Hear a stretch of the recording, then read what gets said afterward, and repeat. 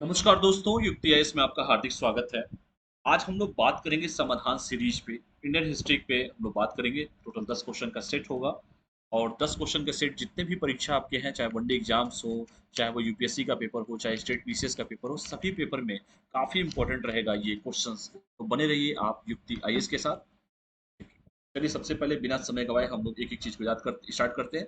19 जुलाई चुकी है। मेरा नाम पिंजय जायसवाल है। मैं लगातार अनअकैडमी पे फिजिक्स वाला स्टडी को भी क्लास देता हूँ। 19 जुलाई 2023। चलिए हम लोग बात करते हैं पहले क्वेश्चन। पहला क्वेश्चन आपसे पूछ रहा है कि बुद्ध के प्रथम गुरु निम्नलिखित में से कौन थे। पहला है रुद्रक, दूसरा है अलार कलाम, तीसरा है उपाली, चौथा है आपका कुंडल कोली। Who among the following was the first teacher of Buddha. इसका सही जवाब है वो है ऑप्शन बी, यानी कि अलार कलाम जो थे वो बुद्ध के प्रथम गुरु थे। बुद्ध के प्रथम गुरु का नाम अलार कलाम था। अलार कलाम से ही इन्होंने शिक्षा लिया था। तो इसका सही जवाब होगा ऑप्शन बी। जिन लोगों ने ऑप्शन बी लगाया होगा उनका बिल्कुल ही सही होगा। तो बुद्ध के प्रथम गुरु का नाम था अलार कलाम। गुरु विश्वामित्र, गुरु अलार कलाम, रुद्रक सभी थे उनके गुरु, लेकिन बुद्ध के प्रथम गुरु अलार कलाम थे, जिससे उन्होंने संन्यास काल में शिक्षा प्राप्त की। 35 वर्ष की आयु में वैशाख पूर्णिमा के दिन सिद्धार्थ जो थे पीपल वृक्ष के नीचे बुद्ध को बोधगया में निरंजन नदी के तट पर 12 वर्षों की कठोर तपस्या करने के बाद उन्हें ज्ञान की प्राप्ति हुई थी। ज्ञान प्राप्ति के बाद सर्वप्रथम उन्होंने अपना पहला उपदेश सारनाथ में दिया था। बुद्ध के अगर शिष्य की बात किया जाए तो महाकश्यप उनके शिष्य थे, आनंद उनके शिष्य थे, अनिरुद्ध उनके शिष्य थे, रानी खेमा उनकी शिष्य थी, महिला में थी, प्रजापति थी, और भद्रिका, भृगु, किम्बाल, देवदत्त, उपाली सभी इनके शिष्य थे। अगर उपदेश की बात की जाए तो सारनाथ में इन्होंने पहला उपदेश दिया था। पहला उपदेश दिया था इन्होंने। इसके साथ साथ ये भी जानिए कि उनको बोध गया में बोधि वृक्ष के नीचे ज्ञान प्राप्त हुआ था। बोधि वृक्ष के नीचे किस नदी के तट पर? निरंजना नदी के तट पर। ये भी क्वेश्चन कई बार बिहार पीसीएस में पूछता है, याद रखिएगा। और एक चीज और याद रखिएगा, बुद्ध की मृत्यु कहाँ पर हुई थी? तो कुशीनगर में हुई थी। कुशीनारा जिसे कहते हैं, कुशीनगर। और इस शब्द को हम महापरिनिर्वाण यूज करते हैं। क्या यूज करते हैं? महापरिनिर्वाण कहते हैं। मोक्ष प्राप्त किया उन्होंने, महापरिनिर्वाण को प्राप्त किया। तो इस क्वेश्चन को देख लीजिएगा। दूसरा प्रश्न है, निम्नलिखित में से किस गुप्त सम्राट ने हुड़ों को पराजित किया था? पहला ऑप्शन है समुद्रगुप्त, दूसरा स्कंदगुप्त, तीसरा कुमारगुप्त, चौथा चंद्रगुप्त। इसका सही जवाब है वो ऑप्शन बी। जिन लोगों ने ऑप्शन बी स्कंदगुप्त लगाया होगा उनका बिल्कुल ही सही होगा। Which of the following Gupta emperor defeated the Hunas? वो है स्कंदगुप्ता। हुणों का पहला भारतीय आक्रमण जो हुआ था वो गुप्त सम्राट स्कंदगुप्त के शासनकाल में हुआ था। यह आक्रमण 455 ईसा में हुआ था। यूएस राय के अनुसार हुड़ो आक्रमण नेता का कुशनवाज था। और इस आक्रमण के बाद गुप्त साम्राज्य का पतन की गति तेज हो गई। स्कंदगुप्त की मृत्यु के बाद 5वीं सदी के अंत, 6वीं सदी के प्रारंभ में उत्तर पश्चिम के कई क्षेत्रों पर हुड़ों ने क्या किया था? कब्जा कर लिया था। इसका सही ऑप्शन था स्कंदगुप्त। तीसरा क्वेश्चन है कि गुप्त काल में उत्तरी भारतीय व्यापार के लिए निम्नलिखित में से कौन सा बंदरगाह उपयोग किए जाते थे? पहला है ताम्रलिप्ति, दूसरा है भृगुकश, तीसरा कैम्बे, चौथा पड़ोज। तो इसका सही जवाब है ताम्रलिप्ति। ताम्रलिप्ति जो था उसका सही जवाब था। तो जिन लोगों ने ताम्रलिप्ति लगाया होगा कि गुप्त काल में उत्तर भारतीय व्यापार के लिए निम्नलिखित में से कौन सा बंदरगाह उपयोग किया जाता था, तो ताम्रलिप्ति बंदरगाह जो है उपयोग किया जाता था। तो जिन लोगों ने ऑप्शन ए लगाया होगा उनका बिल्कुल सही होगा। सही होगा। ठीक है। गुप्त काल में दक्षिणी एशिया तथा दक्षिणी पूर्वी एशिया से व्यापार के लिए ताम्रलिप्ति, पलूरा तथा घंटासाला बंदरगाह का प्रयोग किया जाता था। ताम्रलिप्ति बंदरगाह वर्तमान समय पश्चिम बंगाल के आधुनिक तामलुक अथवा तामलुक रूपनारायण नदी के पश्चिमी किनारे पर स्थित था। पश्चिमी तट के बंदरगाह भड़ोस थे, कल्याण थे, तक कैम्बे के माध्यम से इस युग में पश्चिमी एशिया से व्यापार किया जाता था। तो इसका सही जवाब था वो था ताम्रलिप्ति। ठीक है। तो इसका सही आंसर क्या था? ऑप्शन ए था। चौथा क्वेश्चन है कि बुद्ध की 80 फीट ऊंची प्रतिमा जो कि बोध गया में स्थित है, किसके द्वारा निर्मित की गई थी? पहला ऑप्शन है जापानियों के द्वारा, दूसरा है चीनियों के द्वारा, तीसरा मंगोलिया के द्वारा, चौथा भूटानियों के द्वारा। तो इसका सही जवाब है जापानियों के द्वारा। जिन लोगों ने ऑप्शन ए लगाया होगा उनका बिल्कुल ही सही जवाब है।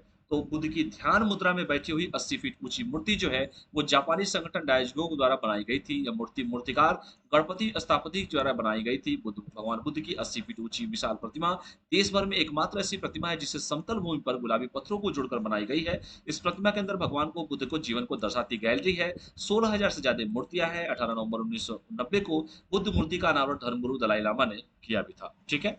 तो जापानियों के द्वारा किया गया था। पांचवा क्वेश्चन पूछा है कि तृतीय बौद्ध संगति निम्नलिखित में किसके शासनकाल में हुई? पहला अजात शत्रु, दूसरा कनिष्क, तीसरा कालाशोक, चौथा अशोक। हर साल बिहार पीसीएस में एक क्वेश्चन रहता है, इस ट्रिक को याद रखिएगा। एक याद रखिएगा। एक ए फॉर अजात शत्रु। जब भी परीक्षा में आए पहला, दूसरा, तीसरा कुछ भी पूछे ऐसे याद रखिएगा। के फॉर कालाशोक, कालाशोक के शासनकाल में। ए फॉर अशोक के शासनकाल में।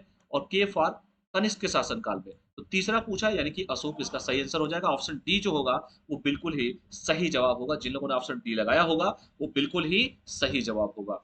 तो पाटलिपुत्र में अशोक के शासनकाल में बौद्ध धर्म की तृतीय बौद्ध संगति 251 ईसा पूर्व में हुई थी। इस बौद्ध संगति का अध्यक्ष था मोगलीपुतुस बनाया गया था। तृतीय बौद्ध संगति में अभिधम्म पिटक का संकलन मोगलीपुतुस ने किया था।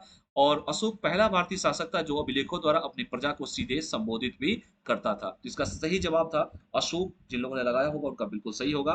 कौटिल्य के अर्थशास्त्र के अनुसार किस पहलू पर प्रकाश डाला गया है? पहला धार्मिक, दूसरा सामाजिक, तीसरा राजनीतिक, चौथा आर्थिक। इसका सही जवाब है राजनीतिक, यानी कि पॉलिटिकल की बात की गई है। विच एस्पेक्ट हैज बीन हाइलाइटेड इन कौटिल्य अर्थशास्त्र, दैट इज राजनीतिक, यानी कि ऑप्शन सी जो है वो बिल्कुल ही सही है। तो कौटिल्य के अर्थशास्त्र के अनुसार चंद्रगुप्त मौर्य के शासनकाल की बहुत सी बातों पर ज्ञान प्राप्त होता है। यह वस्तुतः ऐतिहासिक ग्रंथ नहीं है अपितु राजनीतिक शास्त्र का एक अद्वितीय ग्रंथ है। इसकी तुलना माइकियावेली के प्रिंस से की जाती है। ये क्वेश्चन बहुत बार पूछा जाता है। निम्नलिखित में से किस गुप्त शासक को सिक्कों पर वीणा वादक करते हुए दर्शाया गया है? पहला कुमारगुप्त, दूसरा चंद्रगुप्त, तीसरा समुद्रगुप्त, चौथा स्कंदगुप्त। तो भारत का नेपोलियन या कविराज की संज्ञा दी जाती है समुद्रगुप्त को। भारत का नेपोलियन भी था समुद्रगुप्त। इसका सही जवाब है आपका समुद्रगुप्ता। जिन लोगों ने ऑप्शन सी लगाया होगा उनका बिल्कुल सही जवाब है। तो समुद्रगुप्त को कई सिक्कों पर जो है वीणा वादन करते हुए दर्शाया गया है। समुद्रगुप्त चंद्रगुप्त प्रथम का पुत्र था। समुद्रगुप्त के विषय में जानकारी हरिश्चंद्र रचित प्रयाग प्रशस्ति लेख से प्राप्त होता है। इसका शासनकाल 335 से 380 तक था। समुद्रगुप्त ने दक्षिण पथ के 12 राजाओं को पराजित किया था। समुद्रगुप्त को कविराज की कहा जाता है। समुद्रगुप्त ने अश्वमेध पराक्रम की उपाधि भी धारण किया था। ये भी याद रखिएगा। आठवां क्वेश्चन है कि अशोक के सर्वाधिक अभिलेख निम्नलिखित में से किस भाषा में है? पहला प्राकृत, दूसरा ब्राह्मी, तीसरा खरोष्ठी, चौथा अरमाई। तो अशोक के मैक्सिमम जो अभिलेख है वो प्राकृत भाषा में है। ऑप्शन ए जो है बिल्कुल सही है, क्योंकि बहुत बार ये क्वेश्चन पूछा जा चुका है। इनफाइनाइट टाइम पूछा गया। अशोक की सर्वाधिक अभिलेख प्राकृत भाषा में है। अशोक के अभिलेख में उसकी उत्तरी ब्राह्मी लिपि को सर्वप्रथम जेम्स प्रिंसेप ने 1837 में पढ़ा था। ब्राह्मो अभिलेख से अशोक ने स्वयं को सम्राट कहा था। अशोक के अभिलेख ब्राह्मी, खरोष्ठी, ग्रीक, अरमाइक लिपियों में मिलते हैं। अशोक के इतिहास की जानकारी उसके उसके किससे मिलती है? उसके अभिलेखों से मिलती है। यहाँ पे थोड़ा सा टाइपिंग एरर हो गया है। और अशोक पहला भारतीय शासक था जो अभिलेखों द्वारा अपनी प्रजा को सीधे संबोधित भी करता था। ये भी आप सभी को जानना चाहिए। महायान बौद्ध धर्म की शिक्षा का प्रमुख केंद्र था। निम्नलिखित में से कौन सा था? पहला है विक्रमशिला, दूसरा है नालंदा महाविहार, तीसरा तक्षशिला, चौथा उदयनपुरी। तो इसका सही जवाब है नालंदा महाविहार। जिन लोगों ने ऑप्शन बी लगाया होगा उनका बिल्कुल ही सही होगा। नालंदा महाविहार हर्ष के समय के साथ समय में जो है महायान बौद्ध धर्म की शिक्षा का प्रमुख केंद्र था। ठीक है, तो इसको याद रखिएगा। इसके साथ साथ जो है यहाँ पर अगर हम बात करें हर्ष के समय, यहाँ के कुलपति आचार्यशील भट्ट थे। नालंदा महाविहार की स्थापना गुप्त शासक कुमार गुप्त ने करवाया था। प्रथम ने करवाया था। चीनी यात्री हेनसांग तथा इस सिंह के द्वारा विवरण से इस विश्वविद्यालय के बारे में विस्तृत जानकारी प्राप्त होती है। इसके अनुसार जो है 10,000 छात्रों को पढ़ाने के लिए 2,000 शिक्षक थे। चीनी यात्री हेनसांग ने जीवन का एक महत्वपूर्ण वर्ष एक विद्यार्थी और एक शिक्षक के रूप में यहाँ व्यतीत भी किया था। और 10वां प्रश्न है बट नॉट लिस्ट कि निम्नलिखित में से किस दक्षिणी शासक ने कांची के कैलाशनाथ मंदिर का निर्माण करवाया था? पहला है महेंद्र वर्मन, दूसरा सिंह विष्णु, तीसरा नरसिंह वर्मन प्रथम, चौथा नरसिंह वर्मन सेकंड। तो इसका ऑप्शन जो डी है वो बिल्कुल ही सही है। नरसिंह वर्मन सेकंड ने करवाया था। तो जिन लोगों ने लगाया होगा नरसिंह वर्मन सेकंड उनका बिल्कुल सही है। नरसिंह वर्मन द्वितीय ने कांची के कैलाशनाथ मंदिर का निर्माण करवाया था। इसका शासनकाल शांति समृद्धि मंदिर के निर्माण का काल था। दंडी नामक विद्वान इसी के दरबार में रहता था, जिसे राजा सिद्धेश्वर मंदिर भी कहा जाता था। इसी के मंदिर के निर्माण से द्रविड़ स्थापत्य कला की शुरुआत हुई है। कांची के कैलाश मंदिर में पल्लव राजाओं और रानियों की आदमकद की तस्वीरें लगी हैं। दस कुमार चरितम के लेखक दंडी नरसिंह वर्मन द्वितीय के दरबार में यहाँ पर रहते थे। तो ये रहे आपकी पूरे 10 के 10 क्वेश्चन। जो भी क्वेश्चन है इसको ध्यान से देख लीजिएगा। सारे क्वेश्चन जो है आपकी परीक्षा में कहीं ना कहीं परीक्षा में आपके पूछे गए हैं।